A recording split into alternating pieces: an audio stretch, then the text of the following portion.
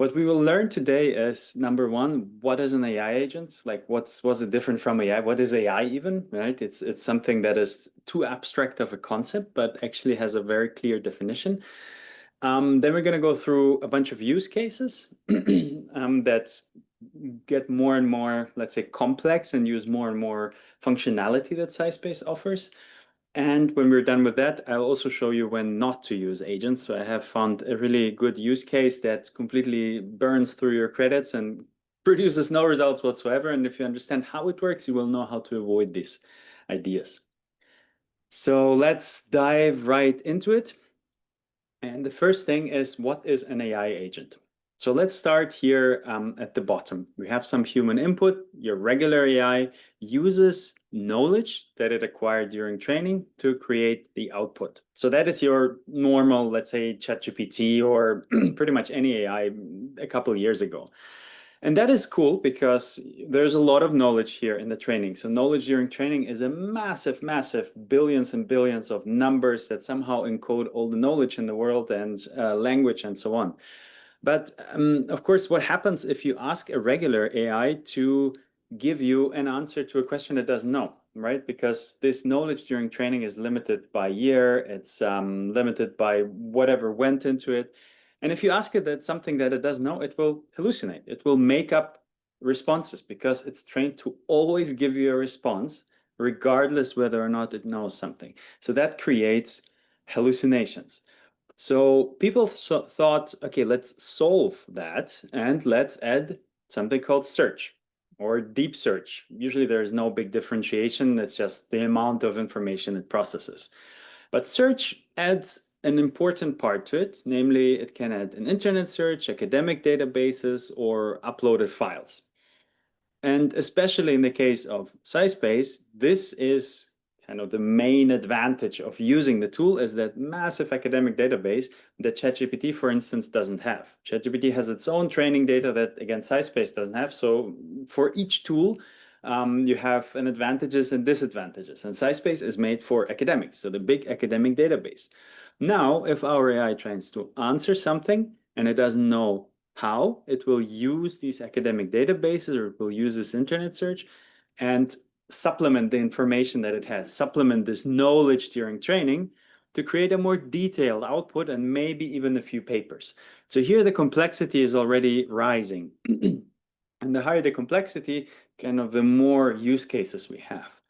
But that is also in a way limited because I'm putting some input in and then I'm adding some more input from a database, and then a processing of all that information happens basically in one go and one thing is generated.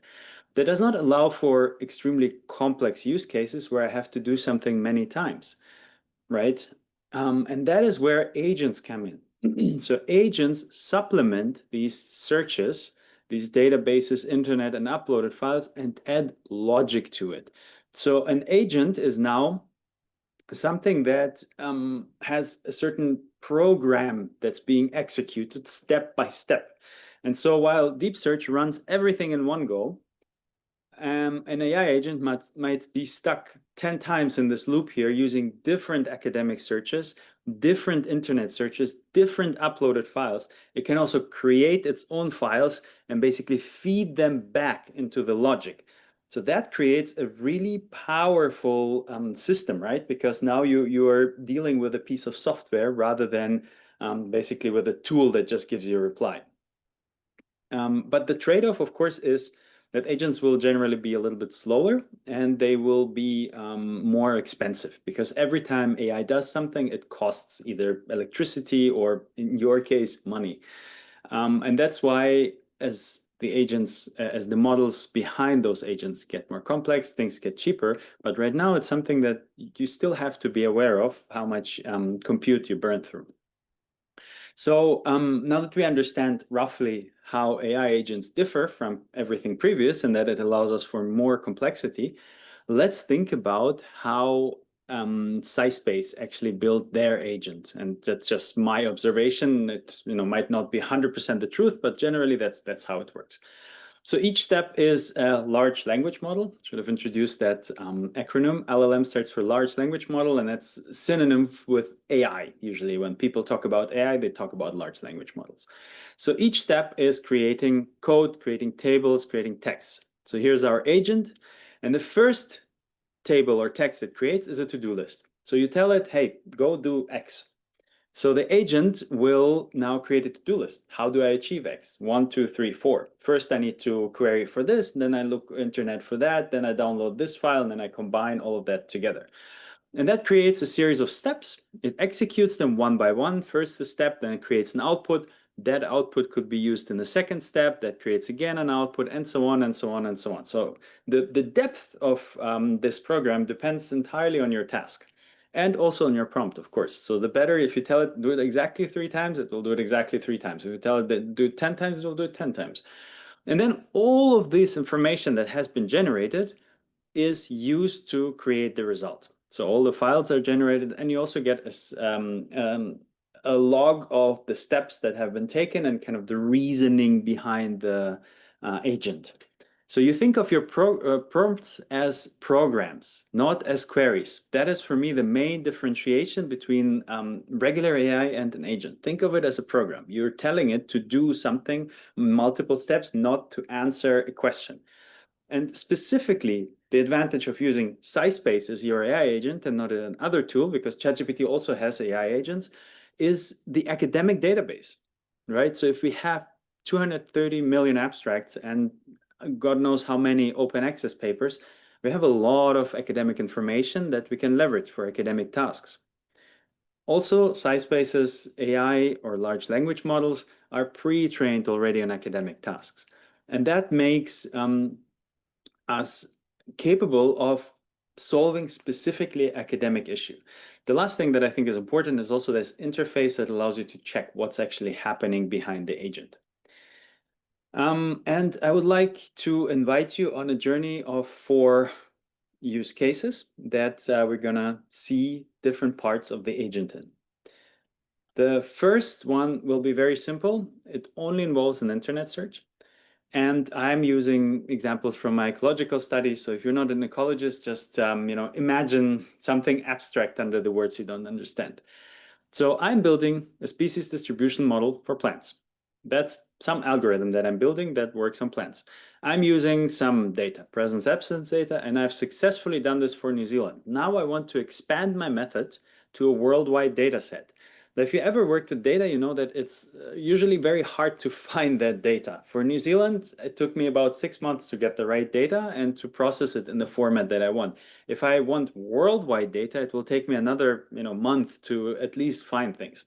So I'm using the agent to search the internet for the type of data that I'm using. So I'm describing basically how my data looks, and I'm telling it, I need you to compile the list of publicly available datasets on plants in this format. Don't download the data, just include the links and some statistics about the geographic extent, the available species, and so on. So that's pretty straightforward, what I wanted to do. So now let's see how that will look. So here is my prompt. If you go to scispace.com and you just click on new chat, you will end up in this chat here. You've probably already seen it if you're interested in SciSpace, how the UI looks. It's the same interface that we will see, I think, for decades to come as a text box. But in this text box, you first say basically what you want the agent to do. And then you can also specify whether you want to add a certain file or you want to use deep search. We'll see what deep search is in a little bit, but you've heard a little bit in the diagram already. And next is the number of credits that you have. So each query will cost you credits, and the more steps the agent does, the more credits it will use. So we're going to run that and see what's happening.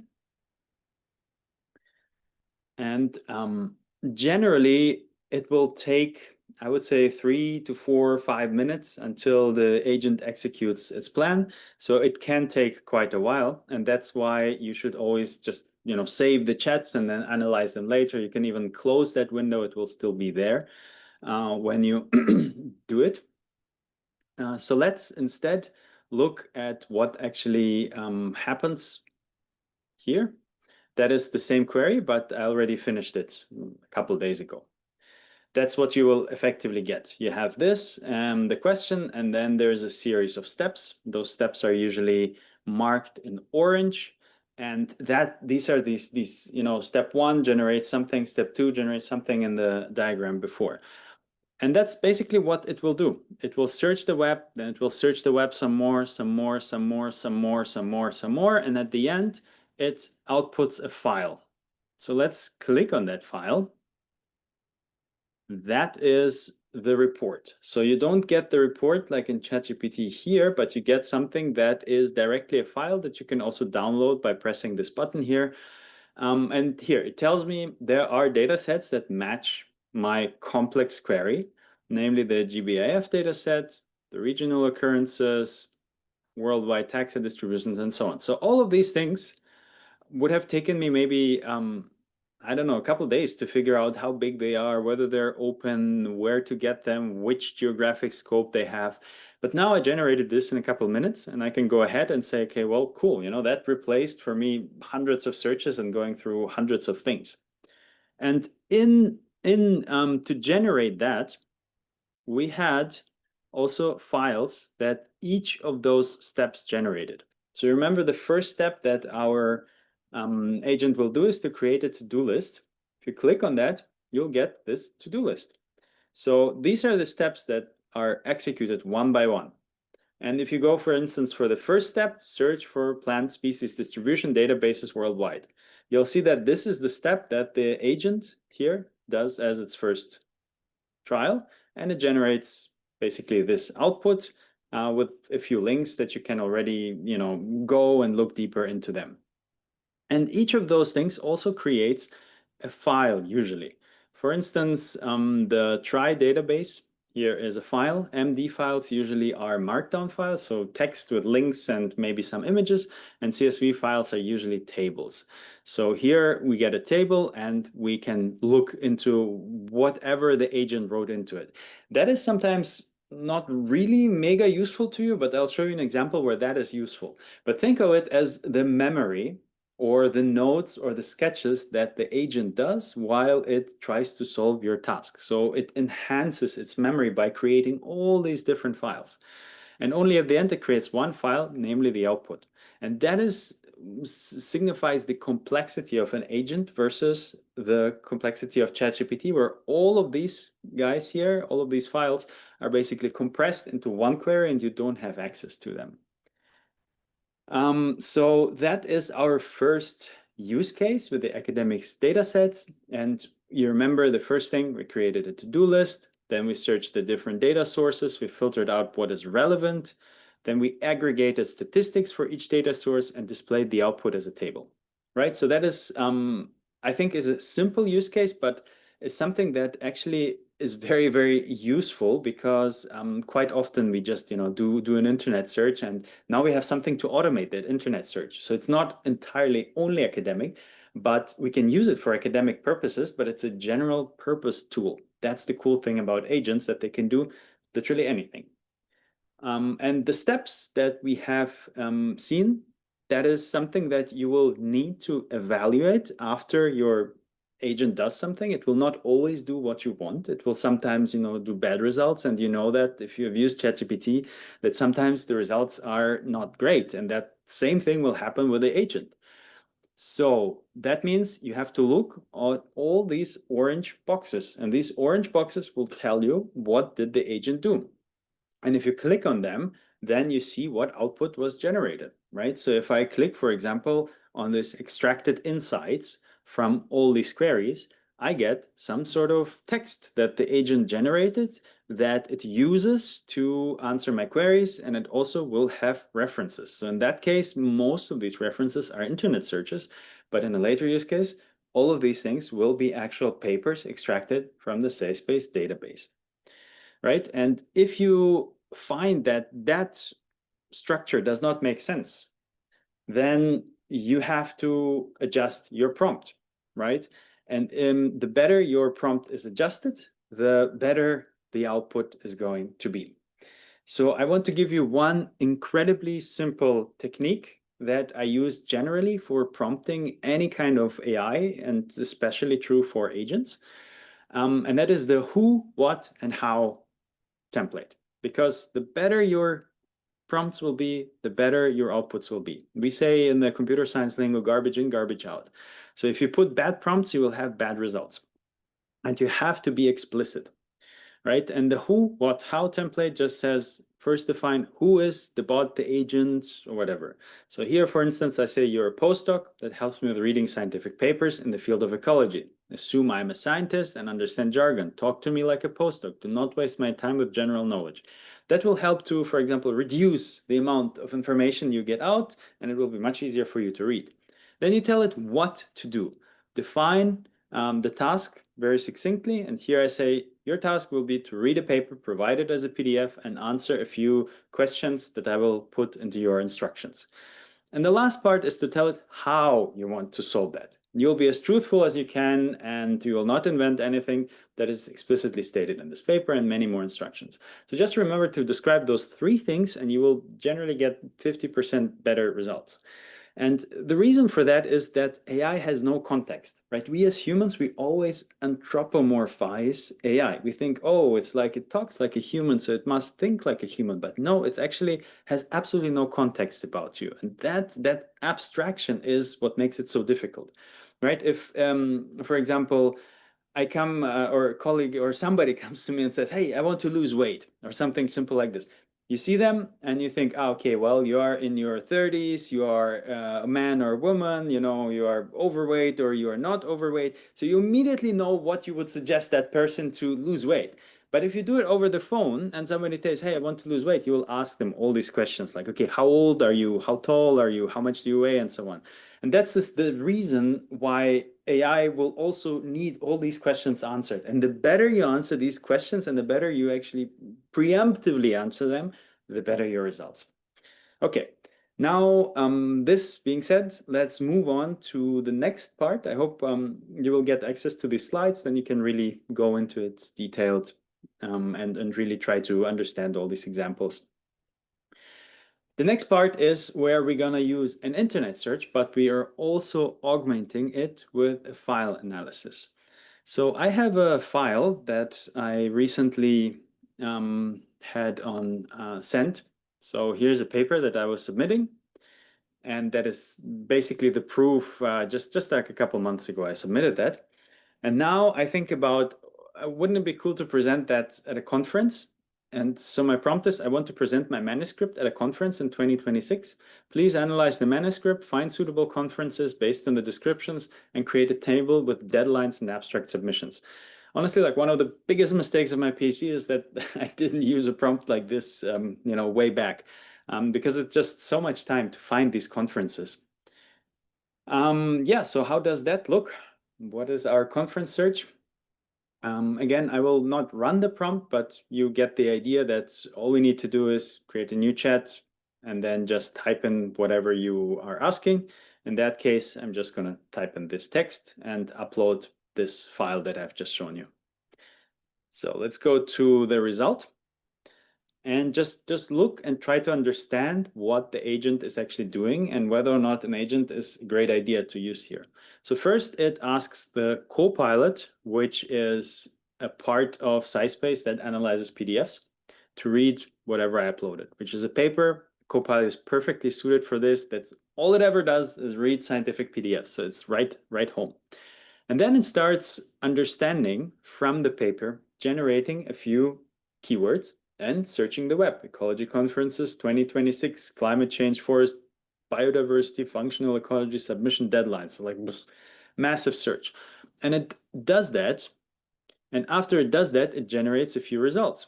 And now it will use any of these results to search more for the ESA annual meeting, for the BES annual meeting. These are all different ecological conferences. Then we'll analyze all of that, extract insights, and finally generate my conference analysis. And just look at how cool that is. I get a complete list of conferences where I can apply, where they are, the dates of submission, the abstract deadline, how relevant it is with the link. So that thing took, I don't know, a minute, yeah, and that would have been probably a very, very long time for me to generate it all by hand. So with this example, I want you to think a little bit out of the box when using these agents. So they are not just for searching academic papers, they're for so much more. Even though most analysis is always, here, find papers, write an abstract, it's like very, very narrow academically focused, but it's for academics. It's not necessarily only academic. So we can really broaden the scope. Like here, we use academic information to search for conferences. Let's look at maybe one thing that I found really interesting in this example. Namely, if you click on the outputs, we'll get all the files. And I wanted to look specifically at the ESA conferences. So ESA is the Ecological Society of America, and they're the biggest ecological society. And it will give me a list of different websites related to the ESA.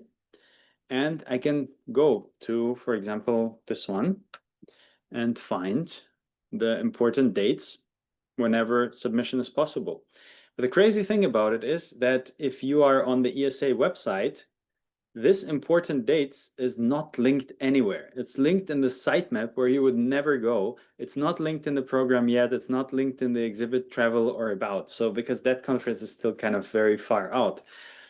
So here the agent found something that I couldn't have even found by just clicking on the website, by using some, Voodoo HTML logic, and extracted from there the conferences and told me basically where to go. That for the ESA, the deadline is sometime in January, but it's a little bit to be continued. So it realized that that website is probably still kind of under construction.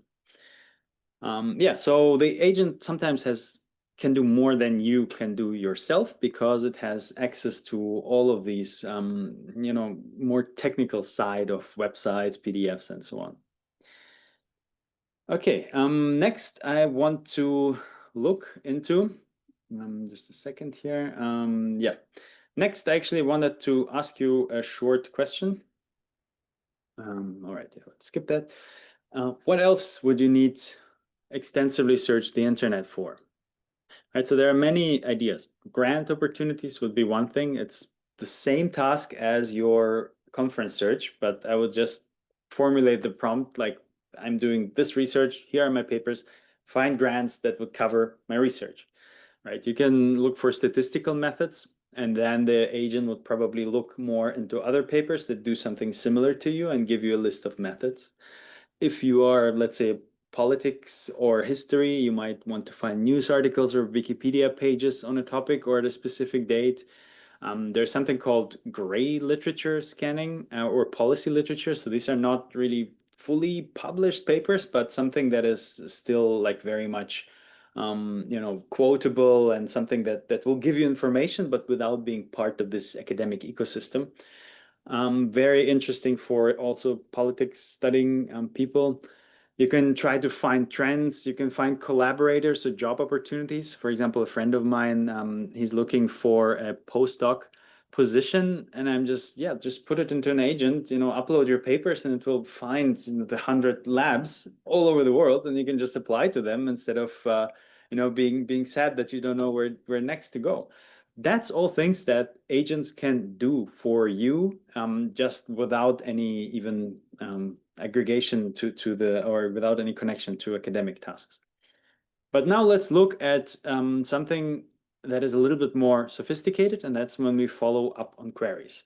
So in the previous example, we found conferences, and now I want the agent to also write up my abstract to match whatever the conference is. So I will go here. Let's close the outputs. This was our conference chat here.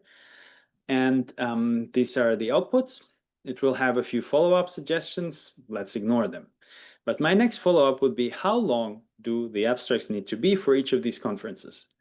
And again, the agent goes off on a tangent. It starts looking for different conferences. It starts really in-depth analyzing what actually the requirements are.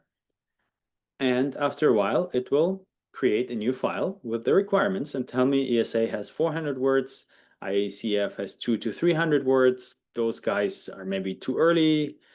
And that means that my abstract should probably be formatted differently, right? So it says, okay, here's a sample structure for ESA and suggests that background has 50 words, methods 100 words, results 150 words, and so on. And it suggests that right now I prepare a template, 400 words for ESA, then I create another template, maybe a few months later for IACF, and so on. And so my next follow-up is, of course, hey, could you actually just do it for me? Like, why bother? It's just a little bit of text. So yes, can you please rewrite my abstract into 3 versions, one with 200 words, one with 300 words, one with 400 words, so I can use them for the different conferences. And again, it reads my PDF. That's a good sign, right? So it means that it again looks at what I actually wrote in my paper and generates a file based on that. See, there is no internet search involved. So the agent is smart enough to understand what comes when.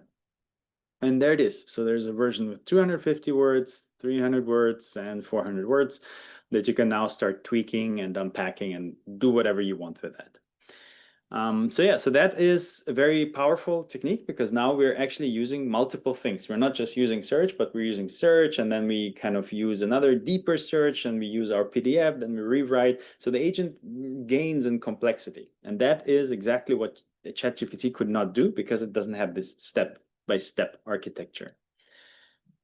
But now let's look at a literature review with an extensive, sorry, this one got mixed up, but yeah, let's look at a literature review, extensive academic database search, where I just deliberately tell the AI to find something really vague, find all papers mentioning XAI and ecology. You might not know what XAI is, it's okay.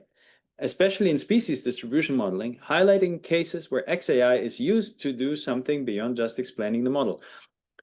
I deliberately made this post a little bit cryptic to see if the agent will be able to understand what I mean. So XAI stands for explainable ecology, and that is a topic in ecology that is quite hot right now. Sorry, not explainable ecology, explainable AI. So it explains models that are used in ecology.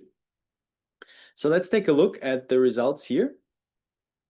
This is our lit review query. This is our find all papers mentioning XAI and ecology. So there it goes. It starts with initiating a comprehensive search for XAI and ecology. And you will see here that now the thing says searched SciSpace, searched Google Scholar, searched arXiv, searched PubMed. So it goes through all of these databases, not only the SciSpace database, which is what you would get if you just go to SciSpace and run a search query, but also Google Scholar, also arXiv, also PubMed, like everything that it can get its hands on, it will find. And the cool thing is now that because the output is papers and SciSpace is made for papers, I have a much nicer UI here. So it's not just a CSV table, but it's a table where I can actually add columns. For example, I could add a conclusions column, which would force the AI to analyze each of those papers and summarize the conclusions for me. This will again take some time. You can sort them by relevance, and you can do all kinds of things that are not available generally if that would be a CSV table, because you have that academic backend. But importantly, let's think if this is a good use case, because we effectively, all we do is we search for databases and then we create a synthesis from these findings. That is different from a regular deep search, which would effectively only search the SciSpace database, but not all of these other things. But it's not necessarily better, right? Because most of the papers will be in the SciSpace database. If you're running a fairly generic query like mine here, the answers are in there. So all of these steps are nice, but they are too much. And here you could say, well, I'm using an agent, I'm paying more for it, and it might not make so much sense to use an agent here, I could just use a normal deep search. So with that example, I just want to show you that sometimes, you don't need an agent, and that's okay. But where you need to transform things, where you need to really work through multiple different modes, search something online, compare it to your PDF, create new text, new abstracts, that's where agents shine. For just a simple search, use a deep search, right? You don't need the complexity of the agent. And so I was thinking, yeah, maybe we could instead, after we have done that, use something where an agent actually shines. So let's see where that was. So what I wanted the agent to do is to create a more like a mind map of all the different concepts that it finds there. For some reason, it doesn't show up in this chat, maybe because I just talk to it, but it will show up probably here in the thing. Sorry about that. It's in the idea generation. Okay, well, it seems like it has overwritten my mind map. Yeah. Yeah, unfortunately, it has overwritten my mind map here. Okay, so but what I wanted to show you in theory was oh, actually here is something that's still retained. So what I asked the AI to do is to generate a mind map of all the concepts that exist in these papers. So each paper has a bunch of keywords, and it generated this HTML file, which is just really, really long file with all the different concepts mentioned in it. And that is the screenshot that it generated from this mind map. So it's pretty cool, I think, that you just from text can generate these things with one click. And here it says XAI in ecology and environmental science, and it goes on to application domains, it goes on to symbolic and surrogate models, it goes on to research themes, methodical approaches, advanced XAI applications, and just creates this like really interesting graph, which maybe, I don't necessarily need to use that as is, but it gives me an idea what are the keywords inside this thing. And the cool thing is that you now used AI to code something for you and generate images. That is something that is really difficult for ChatGPT, because it does not just, run a browser and then takes a screenshot in the browser, right? You see that this is a screenshot because that browser is running in the memory of SciSpace's AI agent. It's like literally going and clicking things on a browser. And that is where we really can shine and create, yeah, like something beyond that. So that is to say that you can use the agents if you add more to it than just a simple search. For a search, you can use deep search, but things like that, where you need to generate and process the data, that's where you need an agent for. So this was my prompt: read these 28 papers and generate a mind map of recurring topics using Mermaid. And you have just seen the thing that was generated for you. So I think that is pretty impressive that we can do this. And for you to remember, this multimodality is effectively key. So now let's use the best use case that you practically the best for me. So not only saving time, but actually moving my research forward. That was the using the agent to generate a novel idea for existing data. So again, I work a lot on big data. So I just tell it, here's my data, here's how it looks. Can you generate some cool ideas that I can do with this data in order to publish maybe a new paper?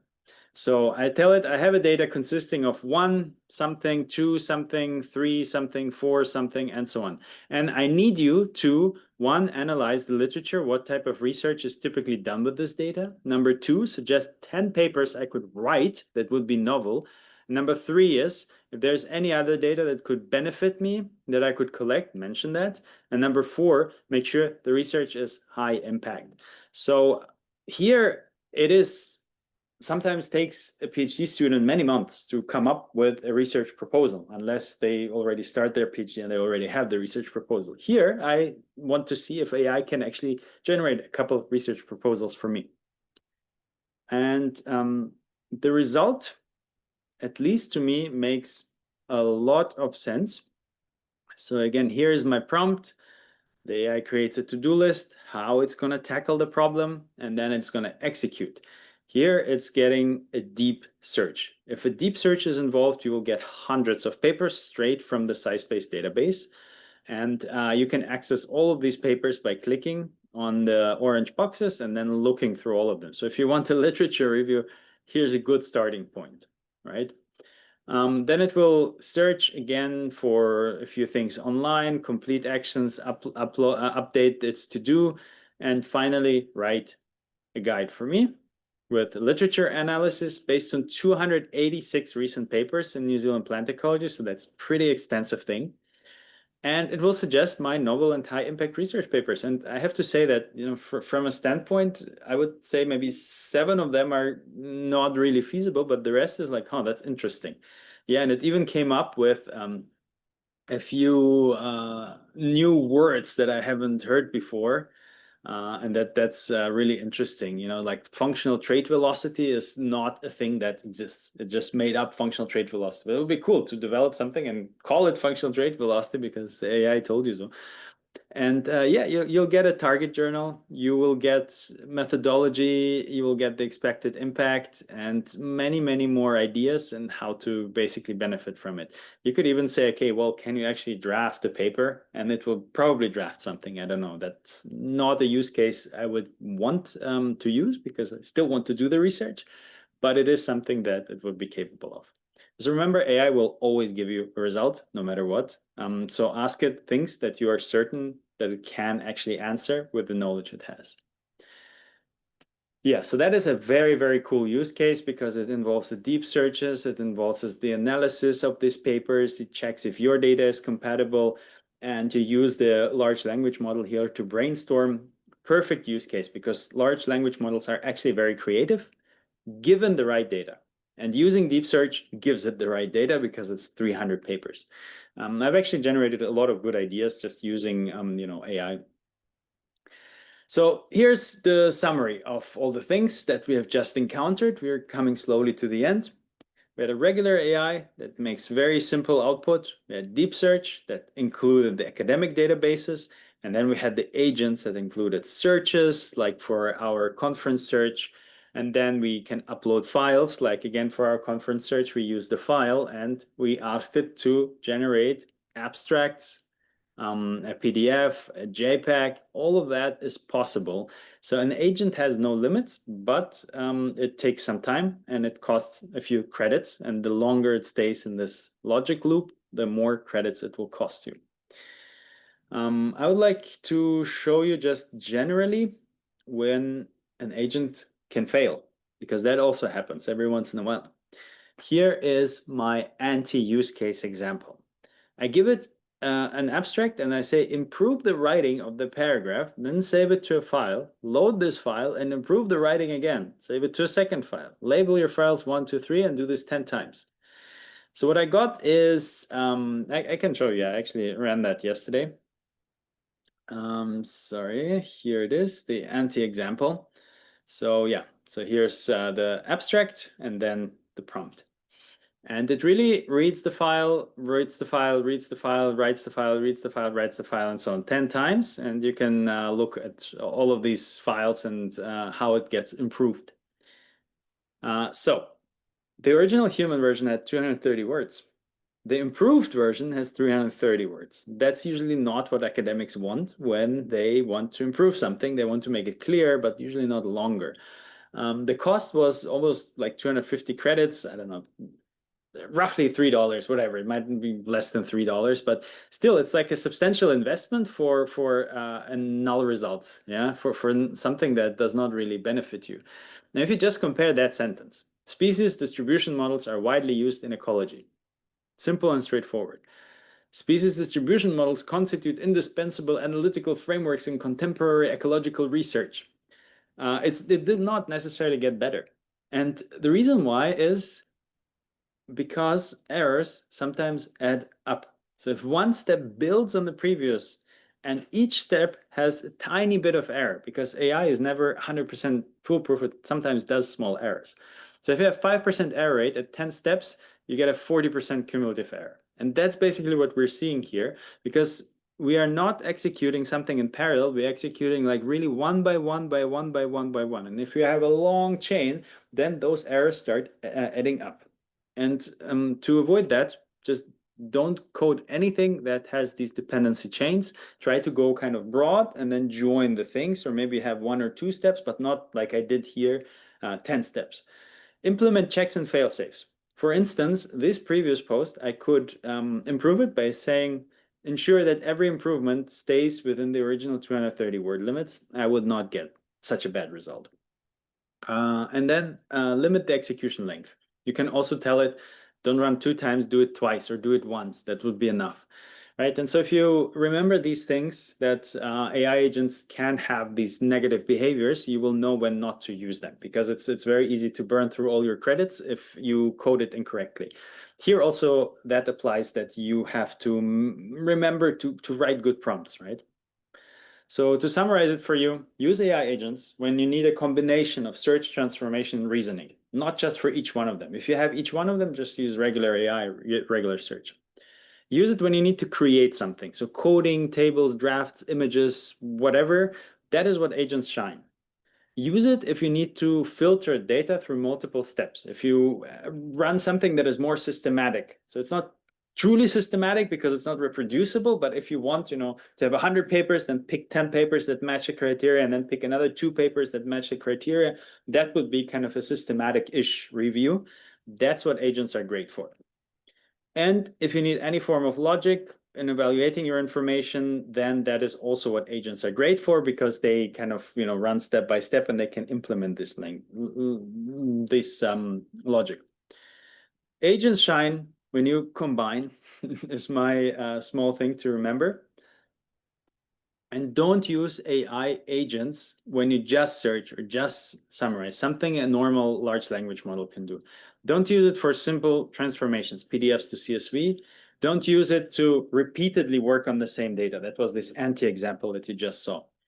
Because agents are effectively large language models, but they are structured in a way that makes them much, much more powerful. But that power comes at the price of longer execution, more credits.